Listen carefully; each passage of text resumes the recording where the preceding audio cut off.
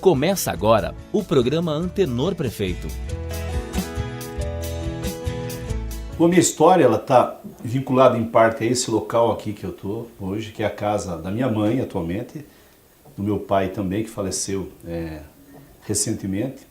Mas aqui também tem parte da minha história, embora eu tenha nascido ali ao lado, não dá para mostrar que eu nasci ao lado daquilo que nós chamávamos de Mansão Gomes, né? A Mansão Gomes é uma casa muito pequena, mas que era acolhedora e que começou a marcar a minha visão do mundo, a me fazer me entender enquanto ser humano, a convivência familiar e dali poder levar esses valores para o resto da minha vida.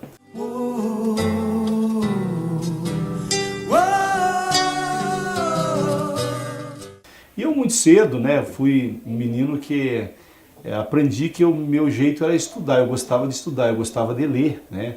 Li bastante, que era, diria assim, até para agradar meu pai. A gente sempre faz isso, né? Meu pai é uma pessoa que lia muito. Dentro da humildade dele, ele é um cara que tinha uma formação assim muito grande. Lia o que caía na mão do meu pai, ele sempre estava lendo. E eu fui aprendendo isso, a pegar gosto por ler, né? E esse entendimento me levou, especialmente na adolescência, a um tipo de leitura, um tipo de literatura que me propiciou perceber que eu queria ser médico. Então eu queria até citar aqui, né? Eu li muito uma coleção que era dos salesianos, né? Isso lá na adolescência, 13, 14 anos. Lia a biografia do Domingos Sávio, Dom Bosco, Ana Domingo Mazarello, Miguel Rua, Zeferino Namuncurá. E daí tinha a coleção Heróis, que eram os médicos, né? Albert Schweitzer era um médico evangélico que trabalhava na África salvando as pessoas. Daí um médico católico chamado Tom Dooley na Irlanda, né? E aquilo foi marcando Raul Folerot, um jornalista que curou 1 milhão de leprosos. E eu focava muito esse tipo de literatura.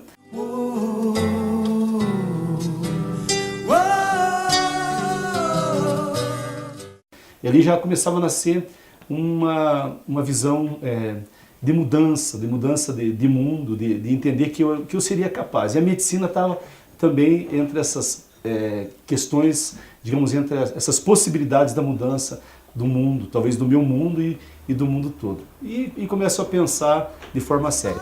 Destino, sonho de menino, estrela no céu. Tive uma participação na Juca, nos Jovens Unidos da Catedral, que ali também reforçou esse sentimento, esse sentido da questão da humanidade, do cristianismo especialmente, porque eu sempre fui de ler muito e lia a Bíblia e cobrava mesmo, lá mesmo na própria Juca, que era maravilhosa, os jovens ali, como que a gente poderia mudar o mundo. Vem provar, a vida tem que ter gosto de mel. E eu não posso esquecer do meu querido colégio Manuel Ribas, que depois se tornou Francisco Carneiro Martins, né? Ali eu também tive um contato muito rico, e daí eu lembro de outros amigos, do Kuchait, do Xixo, do Nelsinho, do Adnan, de tantos e tantos outros aqui que não dá para falar, né? Porque não lembro de todo mundo.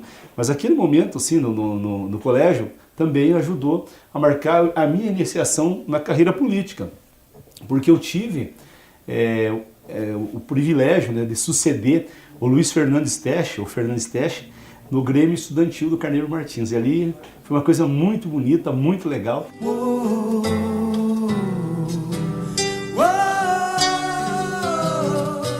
Decidi que eu ia ser médico, que eu ia mesmo seguir em frente, que eu ia estudar medicina. E foi muito difícil para eu entrar na faculdade, porque antes de sair da escola pública, eu saía achando que ia ser um vestibular, ia ser uma coisa tão fácil, e eu penei bastante até para entrar.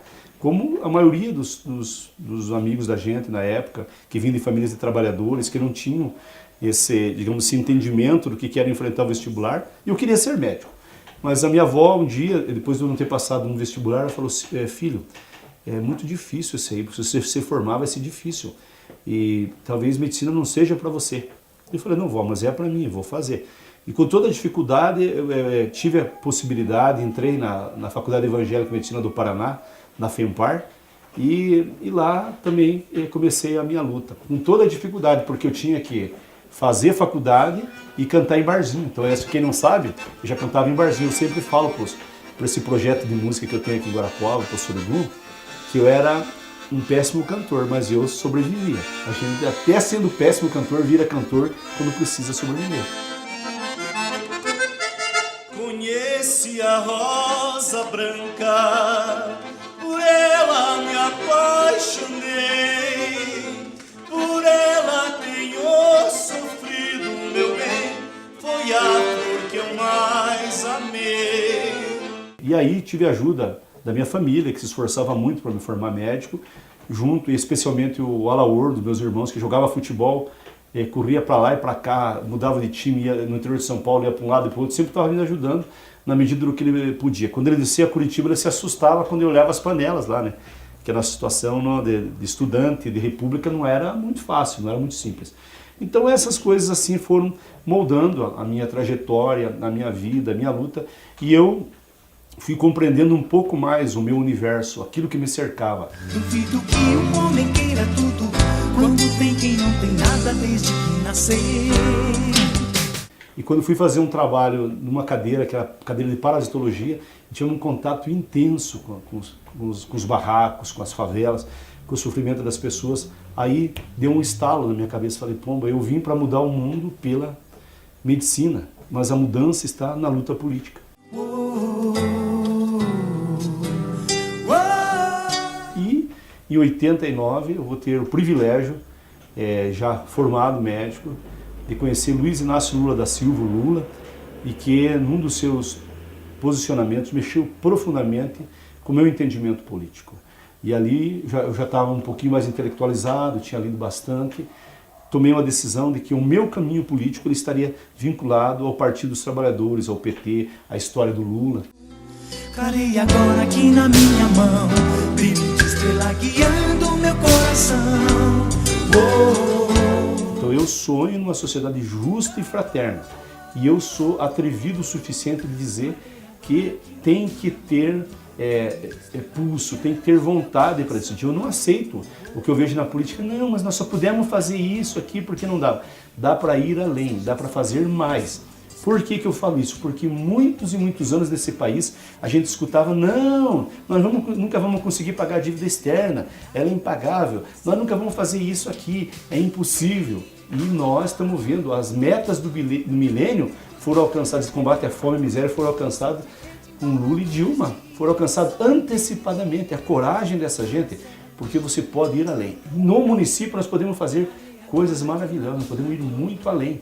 E é isso que é o meu sonho coletivo, eu tenho para Guarapuava. A partir de Guarapuava nós podemos sinalizar para o Brasil que nós podemos incluir as pessoas, que nós podemos resolver os problemas dos nossos portadores de necessidades especiais, o deficiente auditivo, o deficiente visual, o cadeirante, o drogadito. Nós podemos sinalizar para a sociedade que nós somos atrevidos o suficiente para não nos conformarmos com aquilo que é colocado como impossível. Eu tenho esse espírito, eu tenho essa vontade, eu quero ajudar a mudar a nossa cidade, mudar de maneira geral a nossa região. A gente tem que trabalhar regionalmente e sinalizar para o Brasil que a partir daqui nós podemos ser grande como já foi o sonho dos guarapuavanos.